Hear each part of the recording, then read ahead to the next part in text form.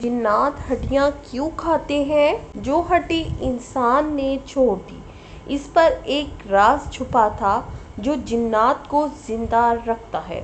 ان ہڈیوں کے راز کو جان کر آپ کی آنکھیں بھی کھلی کی کھلی رہ جائیں گی۔ بسم اللہ الرحمن الرحیم۔ جنات انسانوں کے بعد نہیں بلکہ انسانوں سے بہت پہلے ہیں۔ جب زمین ابھی خاموش تھی، پہاڑ نئے تھے، جنگل گہرے تھے اور انسان کا نام و نشان بھی نہ تھا، اس وقت زمین پر ایک اور مخلوق آباد تھی جو آگ کی لطیف چنگاری سے پیدا کی گئی۔ یہی جنات تھے۔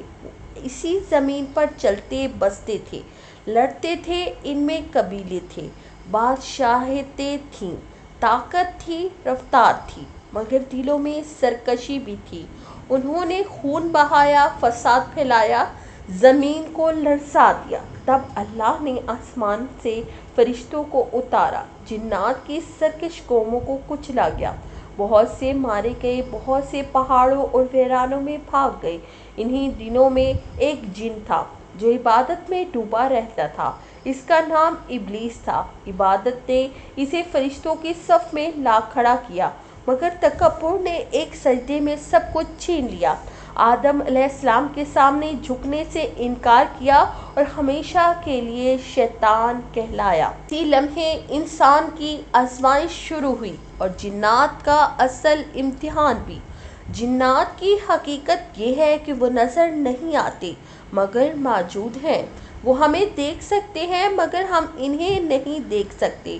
وہ کھاتے پیتے ہیں مگر ہماری طرح نہیں۔ وہ شادیاں کرتے ہیں، اولاد رکھتے ہیں، قبیلے بناتے ہیں، مرتے ہیں اور قبریں بھی رکھتے ہیں۔ قیامت کے دن وہ بھی اللہ کے سامنے کھڑے ہوں گے، ان سے بھی سوال ہوگا۔ ان میں بھی مسلمان ہیں جو قرآن سنتے ہیں تو رو پڑتے ہیں، سجدے میں گر جاتے ہیں اور کہتے ہیں ہم نے ایک عجیب قرآن سنا ہے جو سیدھے راستے کی طرف رہنمائی کرتا ہے، اور ان میں کافر ہیں جو شیطان کے راستے پر چلتے ہیں، وسوسے ڈالتے ہیں، خوف پھیلاتے ہیں، انسان کو کمزور کرنے کی کوشش کرتے ہیں۔ جنات کو طاقت دی گئی، وہ تیزی سے سفر کرتے ہیں، دیواروں کے پار گزر جاتے ہیں، بھاری چیزیں اٹھا لیتے ہیں۔ حضرت سلیمان علیہ السلام کے دربار میں وہ محل بناتے تھے، سمندر کی تہوں سے خزانے نکالتے تھے، مگر یہ سب طاقت اللہ کے حکم سے تھی۔ ذرا سا حکم ہٹا تو وہ بھی مجبور اور بے بس۔ وہ انسان کو نقصان نہیں پہنچا سکتے جب تک انسان خود اللہ کی حفاظت سے باہر نہ نکلے۔ اسی لیے جو شخص بسم اللہ کہتا ہے، نماز قائم کرتا ہے، آیت الکرسی پڑھتا ہے، اس کے گرد ایک ایسا حصار بن جاتا ہے جسے کوئی جن، کوئی شیطان توڑ نہیں سکتا۔ اصل حقیقت یہ ہے کہ جنات ہمیں نقصان پہنچانے کے لیے نہیں بنائے گئے، وہ بھی آزمائش میں ہیں، وہ بھی بندے ہیں، وہ بھی اللہ کے محتاج ہیں۔ انسان کی سب سے بڑی کمزوری جن نہیں بلکہ اس کا اپنا خوف ہے، اور سب سے بڑی طاقت اللہ کا ذکر۔ جو اللہ کو تھام لیتا ہے، اس کے لیے نہ جن خطرہ رہتا ہے، نہ شیطان، نہ کوئی اندھی قوت، کیونکہ سب طاقتیں اس ایک رب کے سامنے جھک جاتی ہیں۔ جنات کی کہانی زمین کی پیدائش کے ابتدائی لمحوں سے جڑی ہوئی ہے۔ جب انسان کا وجود بھی نہیں تھا، تب آگ کی لطیف چنگاری سے ایک مخلوق پیدا کی گئی جو مکمل آگ تھی، نہ دھواں بلکہ ایک پوشیدہ قوت تھی۔ یہی جنات تھے جو اس زمین پر آباد ہوئے۔ انہوں نے بستیاں بسائیں، قبیلے بنائے، طاقت حاصل کی، مگر جب طاقت کے ساتھ غرور آیا تو فساد پھیلا، خون بہا، زمین کو راہ اٹھی۔ تب اللہ نے فرشتوں کو حکم دیا کہ سرکش جنات کو نیست و نابود کر دیں۔ بہت سے مارے گئے، بہت سے ویران سمندروں، پہاڑوں اور سنسان جگہوں میں جا چھپے۔ انہی میں ایک ایسا جن بھی تھا جو عبادت میں سب سے آگے تھا، جس کا نام ابلیس تھا۔ عبادت نے اسے بلند کیا، مگر تکبر نے ایک لمحے میں گرا دیا۔ آدم کے سامنے سجدے سے انکار کیا اور ہمیشہ کے لیے شیطان بن گیا۔ اسی دن سے انسان اور جنات کی راہیں آزمائش کے ساتھ جڑ گئیں۔ जिन्नात की हकीकत ये है कि वो हमें देखते हैं मगर हम इन्हें नहीं देख सकते। वो हमारे साथ इसी ज़मीन पर रहते हैं मगर एक पर्दे के पीछे वो खाते हैं मगर हमारी तरह नहीं। वो शादी करते हैं, औलाद रखते हैं, बीमार होते हैं, मरते हैं और क़यामत के दिन हिसाब के लिए उठाए जाएंगे। इनमें नेक भी हैं जो कुरान सुनते हैं तो लर्ज़ जाते हैं, कहते हैं हमने हक सुन लिया, और इनमें बदकार भी हैं जो वसवसे डालते हैं, खौफ फैलाते हैं और इंसान को अल्लाह से दूर करने की कोशिश करते हैं मगर इनकी सारी ताकत अल्लाह के हुक्म के नीचे है। वो एक पत्ते को भी हिला नहीं सकते जब तक अल्लाह इजाज़त ना दे। हज़रत सलमान अलैहिस्सलाम के दरबार में जिन्नात महल बनाते थे, समंदर से खजाने निकालते थे मगर एक लम्हे में बेबस हो जाते थे जब हुक्म बदल जाता था। असल राज ये है कि जिन्नात इंसान से ज़्यादा ताकतवर नहीं बल्कि इंसान का ईमान इन्हें कमज़ोर कर देता है। बिस्मिल्लाह एक दीवार है, नमाज एक एहसार है, आयतुल कुर्सी एक किला है। जो इंसान अल्लाह को थाम लेता है इसके करीब जिन भी नहीं आ सकते। इसीलिए जिन्नात से डरना नहीं चाहिए बल्कि अल्लाह से जुड़ना चाहिए, क्योंकि जिन्नात भी मखलूक है, मजबूर है, मोहताज है और इसी एक रब के सामने झुकने वाले हैं जिसके कब्ज़े में इंसान भी है और जिन भी। यही इनकी असल हकीकत है, ना अफसाना ना डरावनी कहानी बल्कि ईमान को मजबूत करने वाली एक खामोश सच्चाई। जिन्नात की दुनिया इंसान की हमेशा से पर्दे में रही मगर कुरान ने इस पर्दे को इतना उठाया है कि हकीकत नज़र आ जाए और खौफ बाकी ना रहे। जिन्नात सिर्फ वीरानों या कब्रिस्तानों की मखलूक नहीं बल्कि वो शहरों, जंगलों, समुद्रों और पहाड़ों में भी रहते हैं। वो इंसानों की तरह मुख्तलिफ शक्लों और आदात के हामिल होते हैं, कोई खामोश और इबादत गुजार, कोई सरकश और शरीर, कोई इल्म का तालिब और कोई गुमराही का पुजारी। इनके दरमियान भी ख़ानदान होते हैं, मोहब्बतें होती हैं, दुश्मनियाँ होती हैं। वो वक्त के साथ सीखते हैं, भूलते हैं, पछताते हैं। हत्ता के बाज़ जिन्नात ऐसे हैं जो सदियों तक ज़िंदा रहते हैं और पिछली कौमों के अरूज व ज़वाल के गवाह होते हैं मगर इतनी लंबी उम्र के बावजूद भी वो फना होने वाले हैं। इनकी सबसे बड़ी कमज़ोरी ये है कि वो मुस्तकबिल का इल्म नहीं रखते, वो गैब नहीं जानते। इसीलिए हज़रत सलमान अलैहिस्सलाम की वफ़ात के बाद भी वो लाश के सहारे काम करते रहे और हकीकत इस वक्त खुली जब दीमक ने असा खा लिया। इससे साबित हुआ कि जिन्नात ताकतवर ज़रूर है मगर इल्मे गैब अल्लाह के सिवा किसी के पास नहीं। जिन्नात इंसान के दिल में ज़बरदस्ती दाखिल नहीं हो सकते बल्कि सिर्फ वसवसा डाल सकते हैं। फैसला हमेशा इंसान का अपना होता है। जो दिल अल्लाह के ज़िक्र से आबाद हो वहाँ जिनकी सरगोशी बेअसर हो जाती है, जो दिल खाली हो वहाँ अंधेरा खुद जगह बना लेता है। इसीलिए नबी करीम सल्लल्लाहु अलैहि वसल्लम ने हमें जिन्नात को देखने या इनसे राब्ता करने का शौक़ नहीं दिलाया बल्कि अल्लाह को याद रखने का रास्ता बताया, क्योंकि जिन्नात का जानना निजात नहीं देता बल्कि अल्लाह का जानना निजात देता है। असल हकीकत यह है कि जिन्नात इंसान के दुश्मन नहीं बल्कि आजमाइश का एक पहलू है, जैसे नफ्स और दुनिया। और जो इंसान इन सब के दरमियान अल्लाह को पहचान ले वो जिन्नात की दुनिया से बेखौफ हो जाता है, क्योंकि फिर इसे यकीन हो जाता है कि आग से बने हुए जिन भी इस रब के सामने बेबस है जिसने मिट्टी से इंसान को इज्जत दी। जिन्नात की हकीकत को मज़ीद समझो तो मालूम होता है कि वो इंसान की तरह इस दुनिया में इख्तियार के साथ आजमाइश में है मगर इनकी ज़िंदगी का पर्दा सख्त है। वो हमारे घरों में बिला इजाज़त दाखिल नहीं हो सकते। वो वहाँ से भाग जाते हैं जहाँ अल्लाह का नाम लिया जाए, जहाँ अज़ान की आवाज़ बुलंद हो, जहाँ कुरान की तिलावत हो, जहाँ रात सोते वक्त बिस्मिल्लाह और आयतुल कुर्सी पढ़ी जाए। वो अंधेरे, गंदगी, वीरानी और गफलत की जगहों को पसंद करते हैं क्योंकि वहाँ इंसान खुद अल्लाह की हिफाजत سے باہر ہوتا ہے۔ اسی لیے نبی کریم صلی اللہ علیہ وسلم نے ہمیں سکھایا کہ دروازہ بند کرو تو بسم اللہ کہو، چراغ بجھاؤ تو بسم اللہ کہو، بچے کو گود میں لو تو بسم اللہ کہو، کیونکہ جنات کو انسان پر کوئی زبردستی کی طاقت نہیں دی گئی، ان کا اختیار صرف خوف ہے، اور خوف بھی اسی دل پر چلتا ہے جو یقین سے خالی ہو۔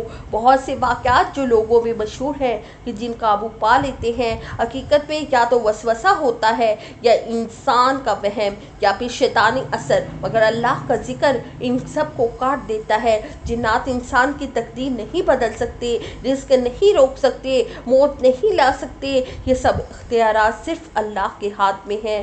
جنات کا سب سے بڑا دھوکہ یہ ہے کہ وہ خود کو طاقتور دکھاتے ہیں تاکہ انسان ان سے ڈر کے اللہ کو بھول جائے، حالانکہ سچ یہ ہے کہ ایک سچا سجدہ، ایک سچی دعا، ایک سچی توبہ ان کی پوری دنیا ہلا دیتی ہے۔ اسی لیے جو انسان اللہ کے ساتھ جڑ جاتا ہے، اس کی زندگی میں جنات ایک غیر اہم حقیقت بن جاتی ہیں، نہ خوف، نہ تجسس، نہ پیچھا، کیونکہ پھر انسان سمجھ جاتا ہے کہ آگ سے بنی مخلوق بھی اس رب کے سامنے کچھ نہیں جس نے مٹی کو اشرف بنایا۔ یہی وہ انجام ہے جہاں جنات کا ذکر علم بن جاتا ہے، خوف نہیں، یقین بن جاتا ہے، وہم نہیں، اور انسان سکون کے ساتھ جینا سیکھ لیتا ہے اللہ کے سائے میں۔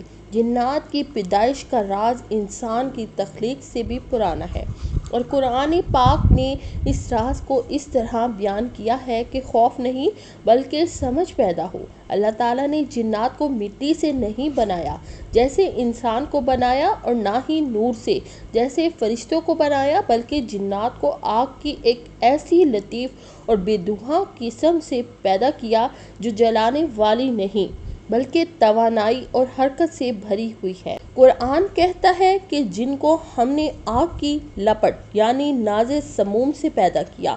مفسرین بیان کرتے ہیں کہ یہ وہ آگ تھی جس میں دھواں نہیں تھا، نہ شعلہ نظر آتا تھا، بس ایک تیز پوشیدہ گرم طاقت تھی۔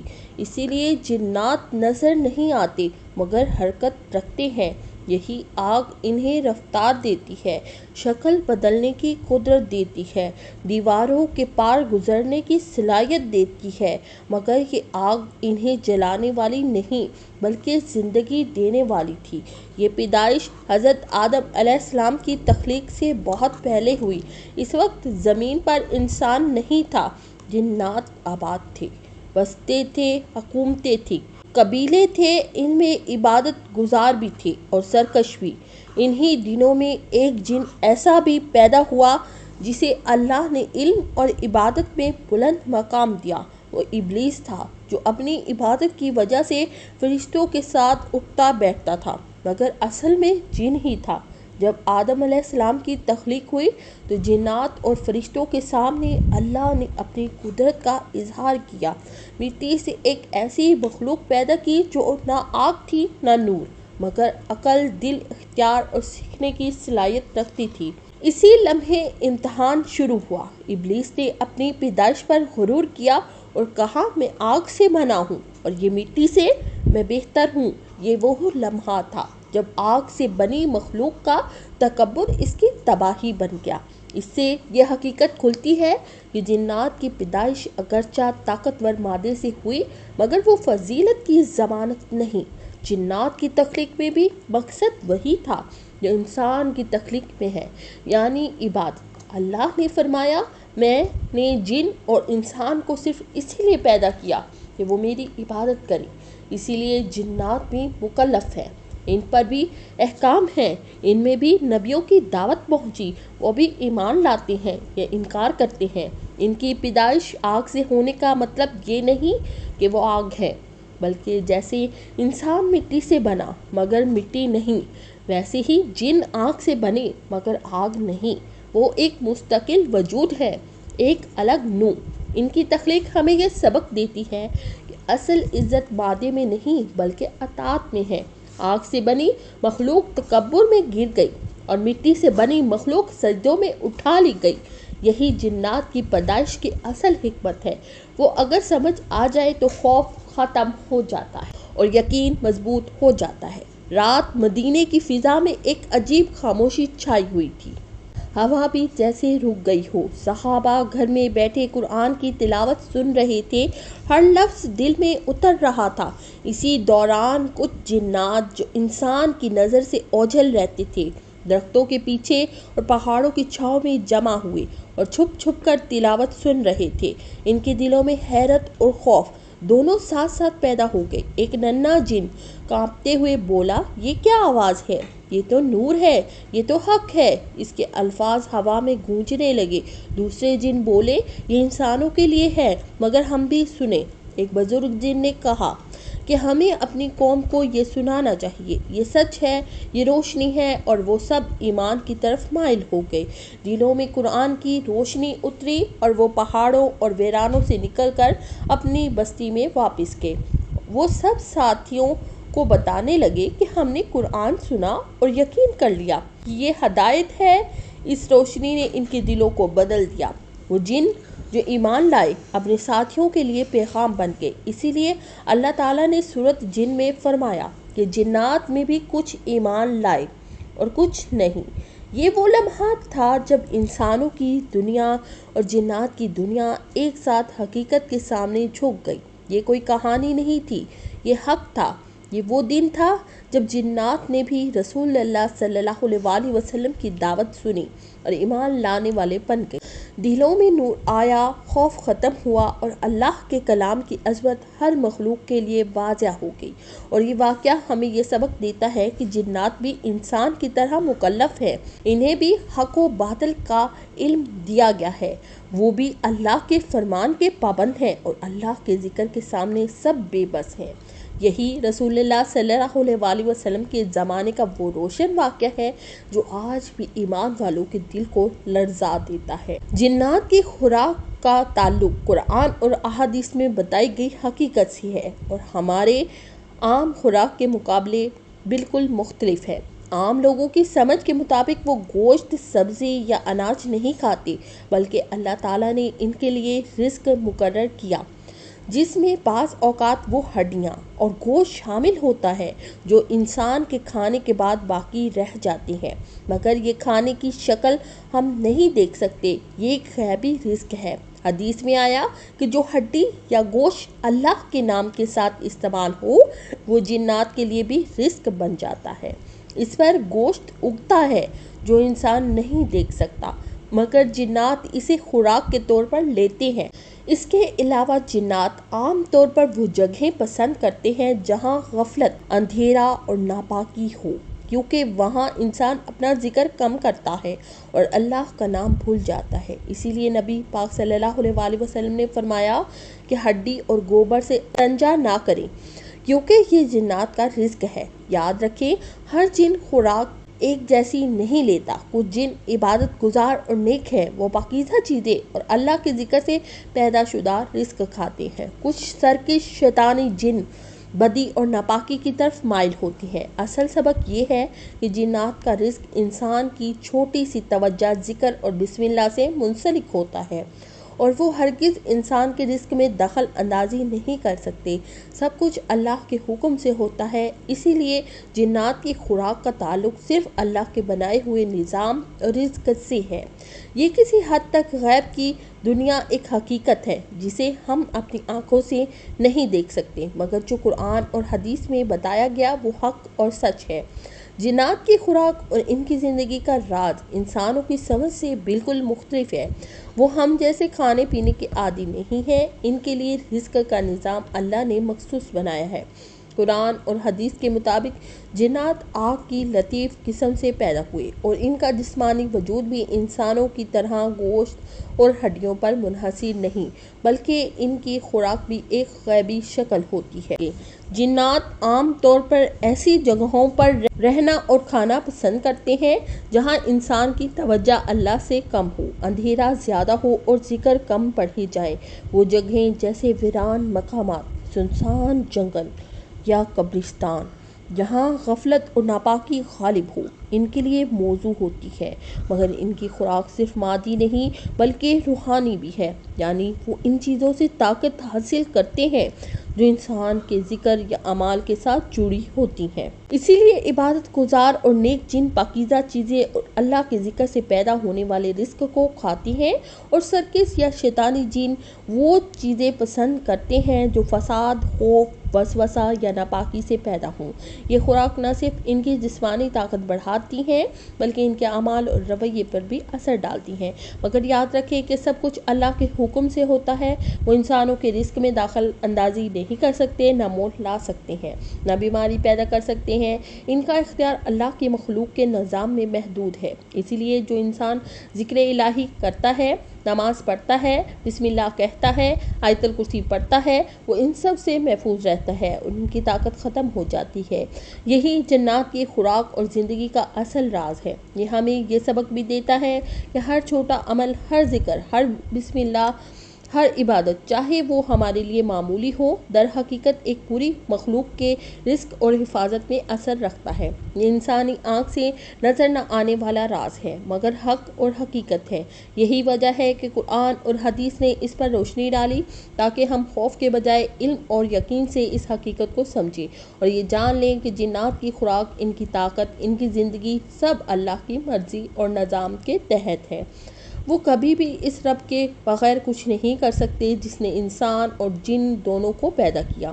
اسی لیے نبی کریم صلی اللہ علیہ وآلہ وسلم کی تعلیمات میں اس بات پر زور دیا گیا کہ بسم اللہ کا ورد، ذکر اور پاکیزگی نہ صرف انسان کی حفاظت کرتی ہے بلکہ جنات کی خوراک اور نظام پر بھی اثر ڈالتی ہے، اور یہ ایک ایسی حقیقت ہے جو ہماری دنیا کے دائرے سے اوجھل ہے مگر ایمان والوں کے لیے روشنی بن جاتی ہے۔ جنات کی خوراک اور ان کی زندگی کا سلسلہ اتنا وسیع اور غیبی ہے کہ اسے پوری انسان کی دنیا میں بھی نہیں سمجھا جا سکتا۔ وہ بھی ہماری طرح جینے والے، کھانے پینے والے، اولاد رکھنے والے اور معاشرتی زندگی گزارنے والے ہیں، مگر ان کا نظام انسان سے مکمل طور پر مختلف ہے۔ ان کا جسم مادی نہیں بلکہ لطیف آگ یا توانائی سے بنا ہوا ہے۔ اسی وجہ سے وہ ہماری طرح کھانے کو نہیں دیکھتے اور جو کچھ وہ کھاتے ہیں وہ ہماری آنکھوں سے اوجھل ہوتا ہے۔ حدیث میں آیا کہ جو ہڈی یا گوشت اللہ کے نام سے انسان استعمال کرے تو وہ جنات کے لیے رزق بن جاتا ہے۔ اس پر گوشت اگتا ہے جو ہم نہیں دیکھ سکتے مگر جنات اس پر لطف اٹھاتے ہیں۔ یہ ظاہر کرتا ہے کہ جنات کا کھانا صرف مادی غذا نہیں بلکہ ایک غیبی رزق ہے جو اللہ کی قدرت سے پیدا ہوتا ہے۔ وہ خاص طور پر ایسی جگہوں کو ترجیح دیتے ہیں جہاں انسان غفلت میں ہو، ذکر اللہ کم ہو، اندھیرا اور تنہائی زیادہ ہو۔ یہ مقامات ان کے لیے قدرتی خوراک اور قوت کا ذریعہ بن جاتے ہیں۔ اس کے علاوہ جنات کے کھانے اور پینے میں بھی پاکیزگی اور ناپاکی کا اثر پڑتا ہے۔ نیک جن پاکیزہ چیزیں، عبادت سے پیدا شدہ رزق اور ذکر الہی سے جڑی قوتیں پسند کرتے ہیں، جبکہ سرکش یا شریر جن ایسی چیزیں پسند کرتے ہیں جو فساد، خوف، وسوسہ، جھوٹ اور ناپاکی پیدا کرتی ہیں۔ مگر یہ سب کچھ اللہ کے حکم کے تابع ہے۔ وہ کسی بھی انسان پر زبردستی اثر نہیں ڈال سکتے، نہ رزق روک سکتے ہیں، نہ موت لا سکتے ہیں، نہ بیماری پیدا کر سکتے ہیں۔ ان کی طاقت محدود اور اللہ کی اجازت سے مشروط ہے۔ اسی لیے نبی کریم صلی اللہ علیہ وآلہ وسلم نے فرمایا کہ ہڈی اور گوبر سے استنجا نہ کیا جائے کیونکہ یہ جنات کا رزق ہے، اور اسی اصول کی روشنی میں ہر بسم اللہ، ہر ذکر، ہر نماز، ہر قرآن کی تلاوت انسان کے لیے تحفظ اور جنات کے لیے رزق بن جاتی ہے۔ جنات کی خوراک اور ان کی زندگی ہمیں یہ سبق دیتی ہے کہ اللہ کی قدرت ہر مخلوق میں نافذ ہے۔ انسان کے اعمال اور ذکر سے حتیٰ کہ اس پوشیدہ دنیا میں بھی اثر پڑتا ہے۔